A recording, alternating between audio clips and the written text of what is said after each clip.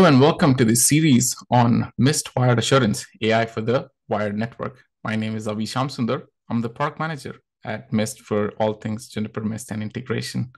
I'm happy to be here talking about this video series about wired assurance. And this introductory video will focus on why wired assurance, what does this video series encompass, and how do we bring all of this together in the form of a course series for you.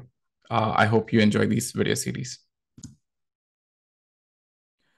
Wired assurance is one of our ways for us to say we can help you automate every single step of the way in all things day zero, day one, and day two. For us, day zero is about automation of provisioning, adoption of devices that are existing on your field, primarily focused on the switching network, deployment, day one, talking about templatization, how do you encompass configuration in large scale usage of colored and colorless ports. In day two, we'll focus on SLEs, Marvis actions, and alerting, which will help you troubleshoot your network overall better. Now, automation in every step of this way was the goal for the origin of Mist Wired Assurance. Let's talk about a few elements of day zero. From a perspective of onboarding devices, you now have existing brownfield devices that already exist on the network. These are existing Junos devices, 2300s, 3400s, 4300s, 4400s, 4100s now recently, as well as the distribution layer devices, 4650, QFX 5120, and also the core devices, which is QFX 10 case, the 9200s, as well as the 51700s and 5130s in the QFX line. All of these devices can all be adopted as a brownfield adoption. But since 2019, we've also been able to actually onboard devices using just a QR code, and that's the greenfield onboarding process. In a world of cloud managed switches, we'd like for our onboarding to be as console free as possible, and that's the idea behind utilizing the same constructs that we used in the AP world to make the switches onboarding extremely easy as well.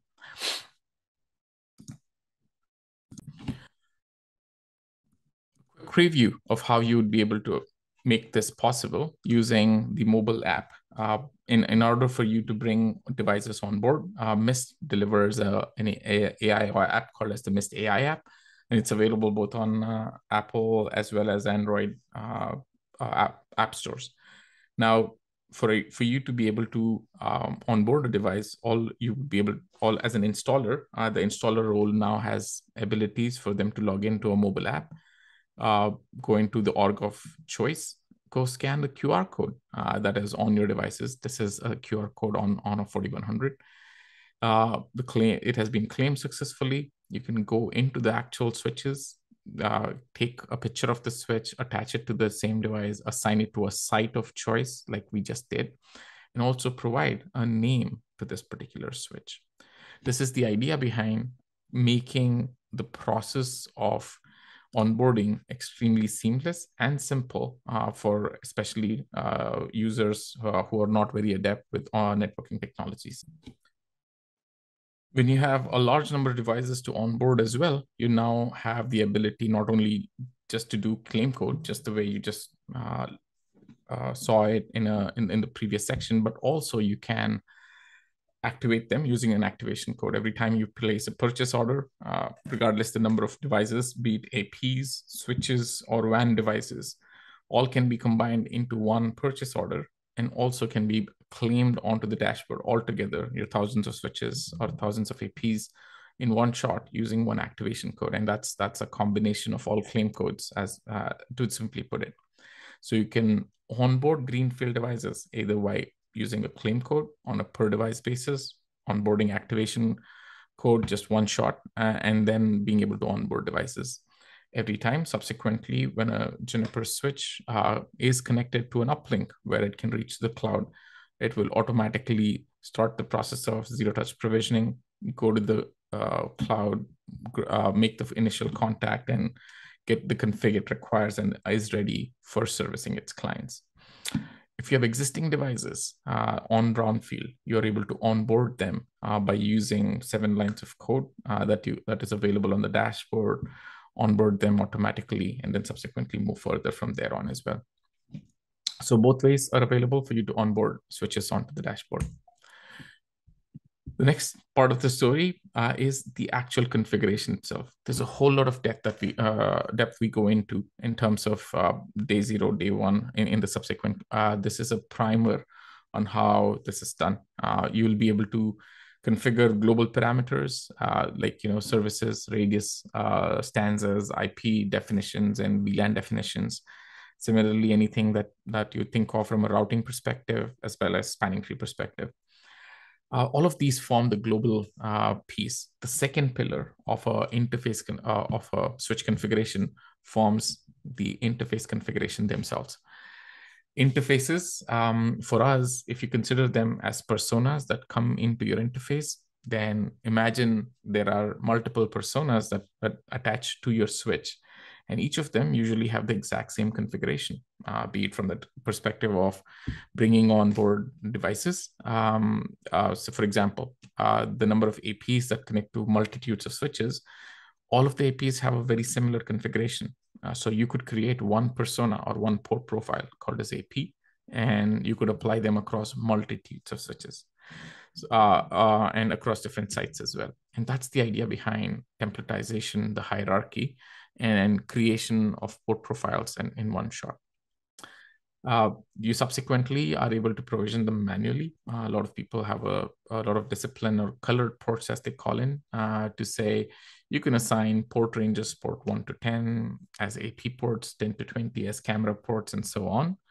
Or you could also use dynamic port provision, and that is unique to a deployment from a standpoint of saying a device can automatically identify itself or using a set of rules, and you don't need to be in the business of provisioning a port every single device comes online. Rather, let the device identify itself, and we can auto assign the port profile that you've already created. For example, if an AP matches a particular LLDP rule, you can actually put them into the AP profile. MIST AP start with LLDP description starts with MIST. So you match that and you put any device that matches that to an AP profile. Similarly, you can do cameras, and as a catch-all, you could also use just the MAC addresses. So some simple examples as to how dynamic port provision can also make your life easier in order to provision at scale. One of the most important things that we will cover as part of this video series is also campus fabric deployments. The templatization and our ability to scale from a perspective of onboarding distributed enterprises, be it switch onboarding, client devices onboarding. We've made that simple using dynamic port profiles, zero-touch provisioning. Now, the larger the campuses, the more the advent of the technology of EVP and VXLAN in order to make life simpler, in order to make the right architectural choice for us to say large campuses going forward, especially given the IoT presence, requests for L2 to be stretched across multitudes of buildings. Now there is a need in large campuses for us to use VXLAN, and with a control plane of EVPN, we're able to achieve scaling to the tune of larger and larger campuses. With MIST, although the technology is new for a lot of campus customers, we've made the ability for us to configure these campus architectures simple. We'll talk about 3 important architectures and how you're able to very easily provision them. The first one is EVPN multi-homing. This is our ability for us to use the technology of ESI lag, or Ethernet segment identifier lag, from an access device perspective, connecting to 2 different distribution devices, or a collapse core, as you may call it. And from an access switch, you'll still be a basic lag using LACP, but from a distribution switch perspective, although it's coming from a single device, you will treat them as the same lag or ESI lag, as we call it, and then achieve similar results as you did with some of the technologies like MC lag. which was formerly used in the same case.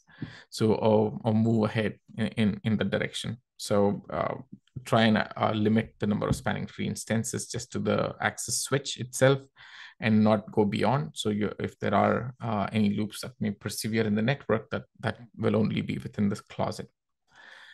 The construct of the EVPN VXLAN for a campus fabric also extends to core and distribution switches, which is the green blob that actually identifies where they are, and that's the middle architecture.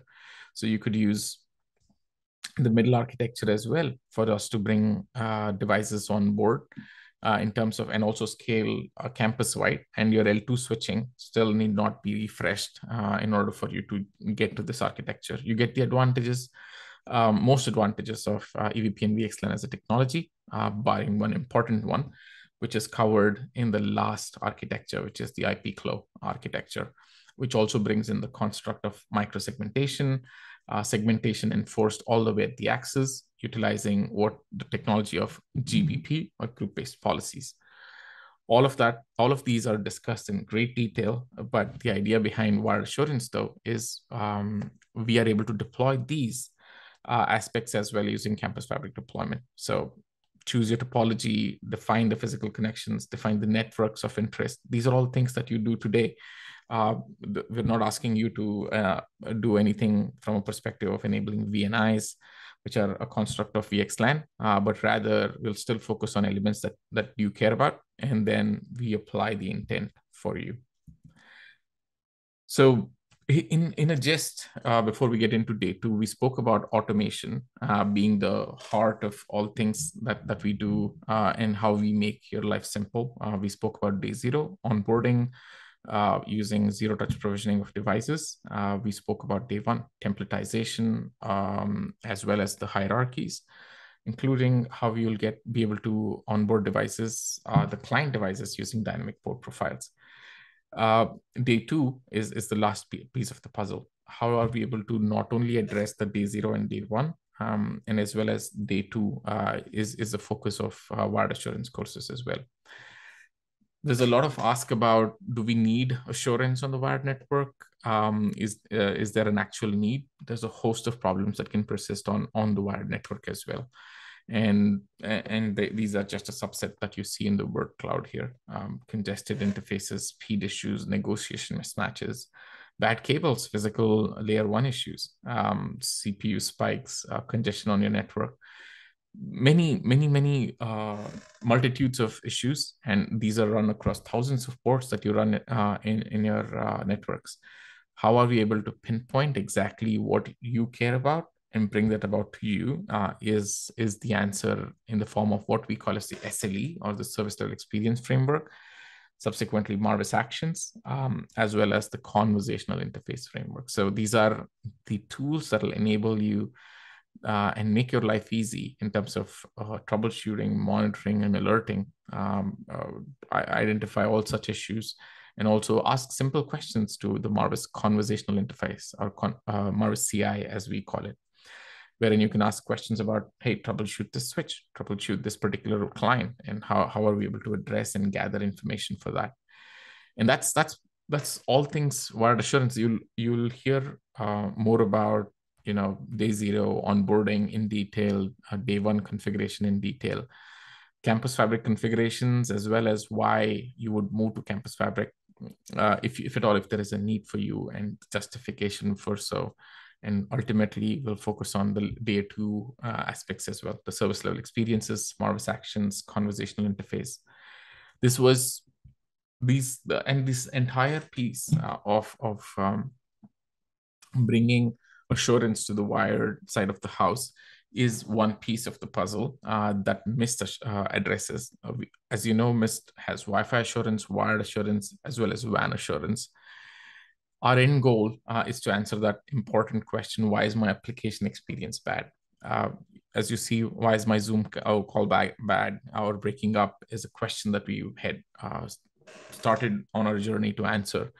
And wired assurance is a significant piece of it. WAN assurance and Wi-Fi assurance in different courses as part of this also addresses how we collect information on those vectors as well. eventually. Marvis is our AI engine that brings together all pieces of the puzzle together, and that's the journey we are headed. And wire assurance is a critical piece towards this. Hopefully, this was a good introduction as to what you could foresee in with what's to come along this course. And I'd like to thank you for starting this course journey with us.